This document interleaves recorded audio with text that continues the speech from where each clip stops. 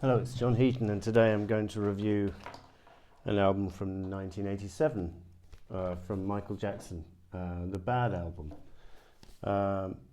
This review is just going to be about the music. I'm not going to touch on any of the personal life or the accusations, okay? It's not really what this video is going to be about, okay? Just the music. This album came out 31st of August 1987, and I didn't get it at the time, and I wasn't particularly keen to go and see the tour the following summer at Wembley, and my good friend Scobie had a spare ticket and he offered it to me, and I said, okay, I'll come along. And it was just one of the best, to this day, one of the best concerts I've ever been to. It's quite difficult to captivate 72,000 people completely to a man, and Michael Jackson did that for 7 nights at Wembley Stadium. And I saw him again in '92, and he did the same thing, and very nearly as good a concert. But I suppose the first one had the biggest impact. And then I saw him for a third time in Budapest in '96, and that wasn't quite so good. But those first two, yeah, as I say, Wembley Stadium's a big venue, and pop stars don't get much bigger than how big Michael Jackson was in 1987, 88. I guess, you know, the Stones at their peak, or I'm talking post-60s here, Bruce Springsteen, Pink Floyd at their peak perhaps, but a solo performer, you know, maybe Elton at his peak, but anyway, mega successful, popular. Can you believe this album had 5 US number ones off it, and a further 2 songs were released or 2 or 3 were released as singles. So the US number ones were I Just Can't Stop Loving You, Bad, The Way You Make Me Feel, Man in the Mirror, Dirty Diana. So before I review the album, I'm going to show you my 12-inch single. So this was an English version of I Just Can't Stop Loving You, plus a Spanish version. I think I picked this up in Seville in Spain in '92. I think it was abroad. It says it's made in Miami, but I don't think I picked it up in the States. I'm pretty sure I picked it up in Spain. Quite a collector's item now, I think.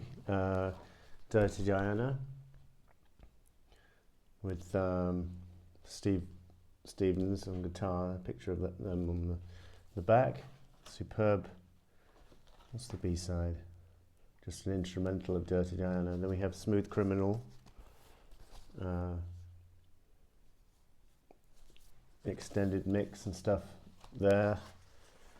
So yeah, this album came out the previous year, but it had incredible longevity. It sold all the way through '88, and even one of the best sellers of '89. Number 1 in the UK and the US, number 1 in most European countries. I was looking at the charts. Interestingly, a relative flop in Portugal, where it only reached number 22, and Denmark, where it only reached number 36. It's quite a long album at 48 minutes 40. Videos galore made from this album, and most of them captured on this superb DVD. Number ones, which contain all his number 1 hits, all the way from Don't Stop Till You Get Enough through to You Rock My World, the last one. And we've got a DVD of the Bad concert I was telling you about, the Wembley Stadium one.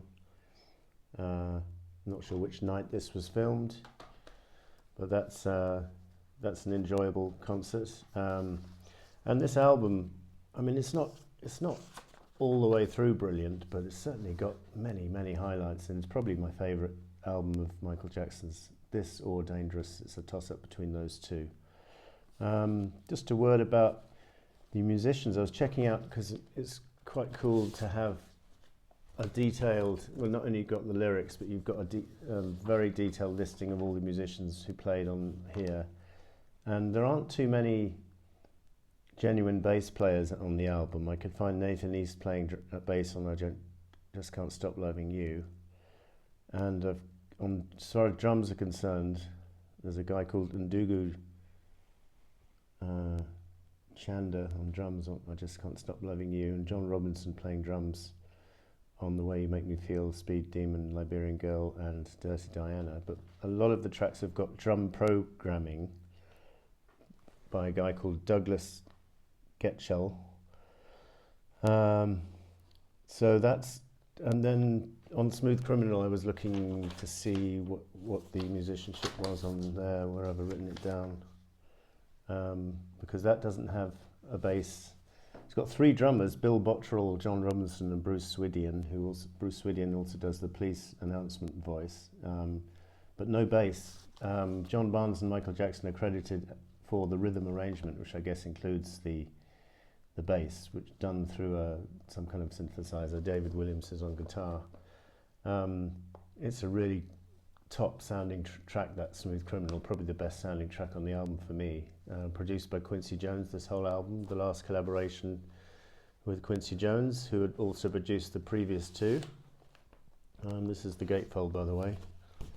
Not particularly interesting there, but by the way, just back to the concert, the other thing which captivated the audience, apart from the songs and the singing, was Michael Jackson's dancing and his whole group of people dancing with him, and they really put on a show, and it's quite a spectacular show. You know, he's doing his moonwalking bits of it, and tons of backing vocalists, and a whole crowd of people doing dance moves with him, and so a lot of thought has gone into the choreography.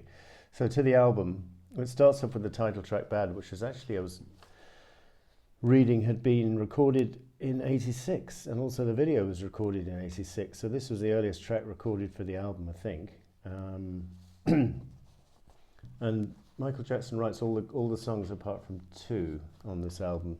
The Way You Make Me Feel, another big hit single, not one of my favourites, but pretty decent. And then the rest of side one, there is a bit of a letdown in quality, I'm afraid. Speed Demon is kind of run-of-the-mill song. Liberian Girl, nothing special. And Just Good Friends is a duet with Michael Jackson, written by Terry Britton and Graham Lyle from Gallagher and Lyle, but not up to Graham's usual standards. And so that's a bit of a flop, that one, considering two big names, Stevie Wonder and Michael Jackson.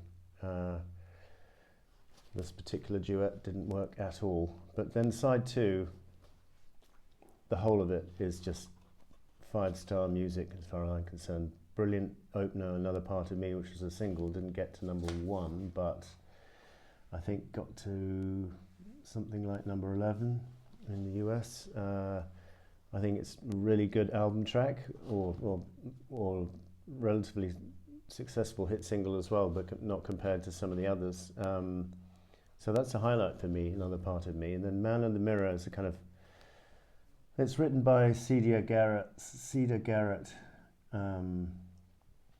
co-written with Glenn Ballard, and it's a kind of look in the mirror, kind of try and improve yourself kind of song. So it really fits Michael's kind of general sentiment lyrically. He was always talking about that kind of thing in his lyrics.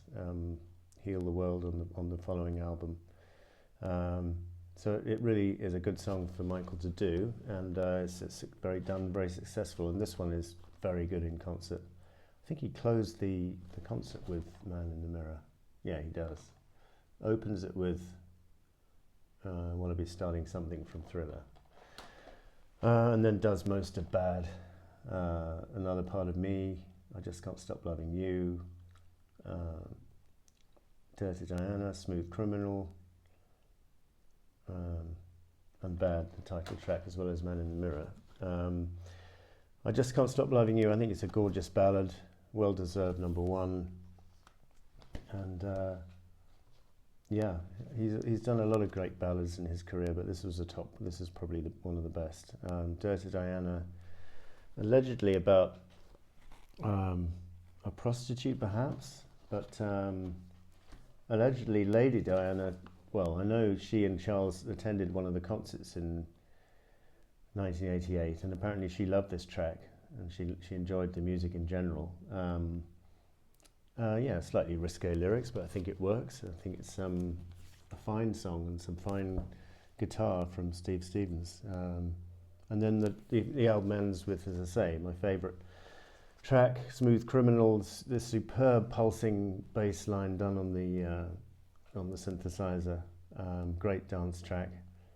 There was a film called Moonwalker or something, which contained music from this album, and it was a kind of children's film. It was nothing great. Sean Lennon makes an appearance in it, but yeah, didn't really enjoy that. But the concert that went with this album, and once I'd seen him in concert, I went out and bought this album, I think the next day, and just fell in love with it. It's particularly side 2, considerably better than side 1, but side 1 starts well and then drifts off a bit.